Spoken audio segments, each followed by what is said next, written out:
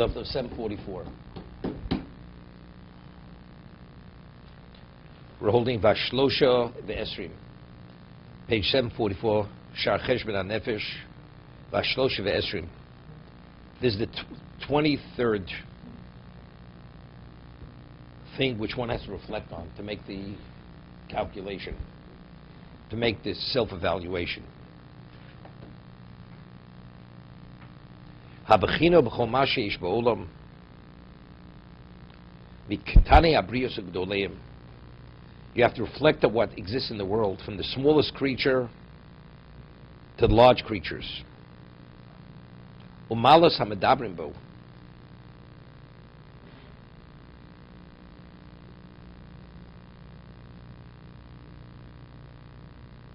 Umadregas habruim betachtono ve'elyono. See he says, the levels of rational creatures in the world. Speaking about the human beings, speaking creatures. One has to reflect on the nature of creation, what's on the terrestrial level and what's above. Tchunas hagalgalim, says arrangements of the spheres. Utnuas hashemesh ve'yareach, the movements of the sun, the moon, kochav omnim v'olchim, ridas hagshamim, rainfall, the shivas haruchos, how the winds blow. Yitzis havolod min harechem, a child that comes out of the womb of its mother. Mashu yosed niflu mizeh, meaning by looking at creation, you see, you're amazed. You have to reflect on existence to see what's contained within existence, the order of existence, the necessities, what's provided within existence, the miracles, what's wondrous within existence. Yosed dak v'yosed nireh, what's more ethereal, what's more obvious, yosed nif, what's hidden, bipilei abori yisborach, hamorem al tmibus chochmoso, which reveal the perfectness of his wisdom, v'cholto, and his ability, v'hanogoso atova, and his, he says, beneficent governance, and v'chanidos hakoleles, and his all-embracing grace, v'rachma v'rov hashkachos al-abruim. It's like a river is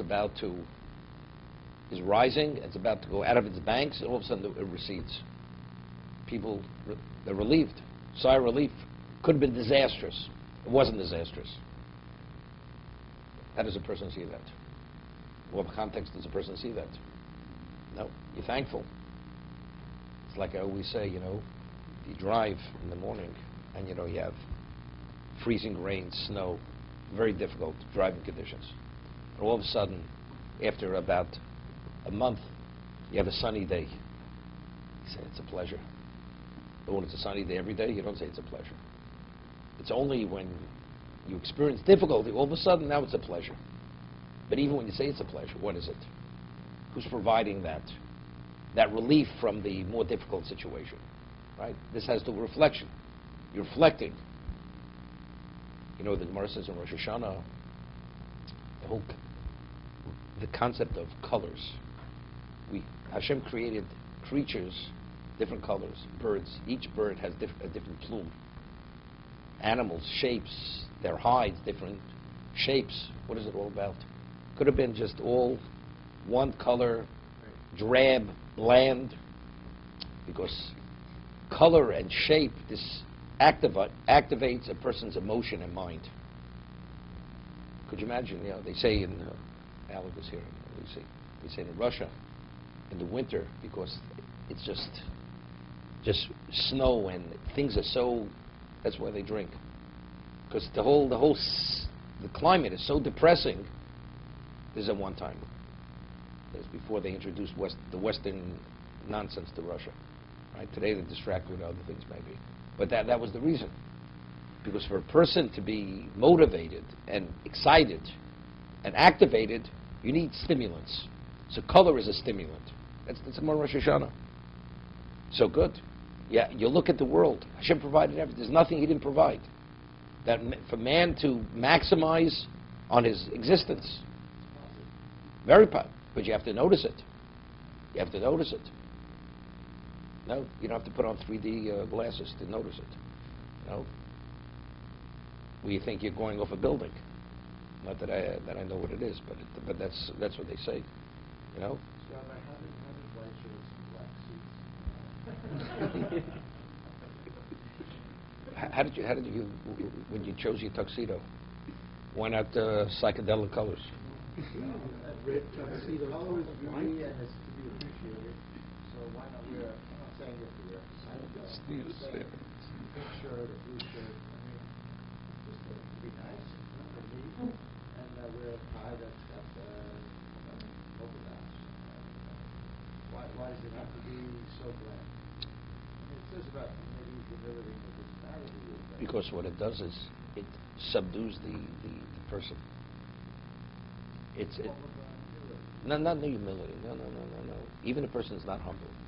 But if you dress in an inconspicuous way, in a more with a greater degree of deportment, control, more conservative, it affects you. It affects your emotion and your mind. You can see other things that will stimulate you, but in terms of your own dress, the way you dress could actually affect you very, very negatively. Whether it could inflate your ego. You notice, there are many things. Black is very humbling. That's the reason. There's enough in the world to stimulate you. First of all, who wears black and white? Right? First, the Gemara speaks about that regarding a person's a Talmid Chacham. So there's enough that he's at a level that what he studies is stimulating enough. He doesn't need the colors to stimulate him. But the world, in terms of their creativity and their motivation, and to be ambitious and initiative, you need all the stimulants, and those are healthy stimulants.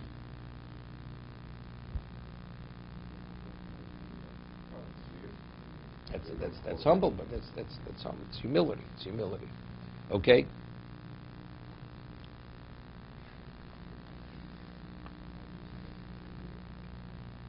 He says, "Val yashiach harov ros chosam," but he says, don't allow that as a result of the ongoing seeing them. He says, long familiarity. Vorech rigiloscho behem, alazivas hatema behem. You're not impressed. After a while, as they say, person's about to buy a luxury car, sports car. He's excited till he buys it. Once he has it, then, what's next? He says, don't allow the effect to wear off. Becoming familiar, don't allow that. Always be in a wondrous state. And to be able to reflect upon him.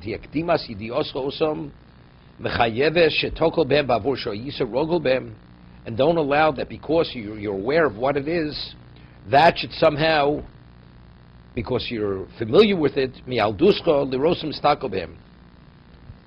see, this is the famous Chovos HaLevavos. Years ago, they used to talk about a time machine. That if a person would be born in the 50s, and he would take a time machine into the year 2014 or 13, and he'd look at this world, and he comes out, what would he see? He said the world went mad. Right? From 50 to now? But if it's gradual, the change is very slow and gradual, you don't even notice it. Unless if you come from another culture and you enter into another culture, you're like taken aback to a degree that you can't even relate to what's going on. People's behaviors, values, and the way they invest their lives. It's insanity.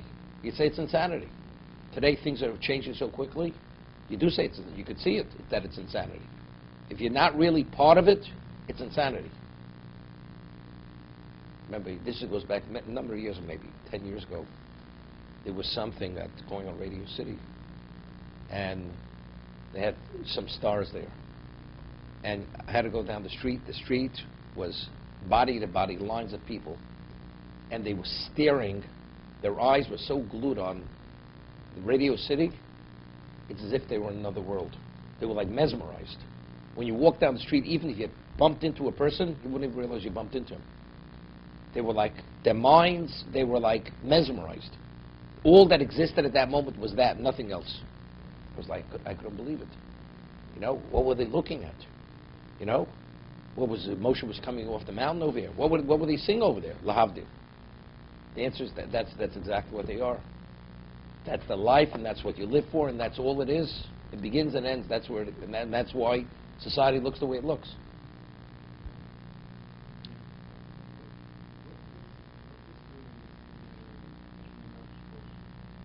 No, because again, it has to be reflecting. Because if you see the creation the way you're supposed to see it, you'll see the hand of Hashem continuously. Right? The person he sees the birth of his first child and he's involved. He walks away, he's like awestruck. Right? The doctor delivers children every single day. Very often, this is natural. I remember I have a friend, and he's been involved with a Chevra Kadisha since he's 25 years old. And he said originally, the reason why he did it was because he wants to be in touch with the reality that man is fickle, and because he prepares many types of people for burial, young people, old people, different types of people. And it would keep him in touch with the reality that, you know, you never know when a person's last moment. It says in Pirkei Avos. He says, but after a while, it doesn't affect him any longer. Doesn't impact on him. It's an ordinary thing. He's called every day. He goes down to the funeral home, does what he has to, goes home. He knows he's doing a mitzvah. That's it. Has no effect whatsoever. This person's a baker. He's a very interesting person. He's already retired from baking. He was physically very strong. He would bake all night. His father had a bakery. Bake from 12 to 6 in the morning. Sleep for 3 hours. Daven, sleep for 3 hours. Shower, get dressed. Come to the yeshiva, learn a full day. Go home. Sleep for two hours. Get up. Bake all night. So he said to me, he says, the way he flips the dough, that's the way he engages with the people. The same thing. Flipping the dough, it means nothing to him. That's how unaffected he is. So you get used to something. They say, you know, doctors, they say, you know, if we would allow it to get to us, we couldn't continue. So there's a certain psychological safety mechanism that shuts down your emotion, doesn't allow you, because if you would allow yourself to be drawn into everybody's issue, you couldn't continue. It would be impossible. That's why psychiatrists, they don't write medication. They write a prescription. Take this, and that's it. It's easier. Get involved in the person's issues. To be continued.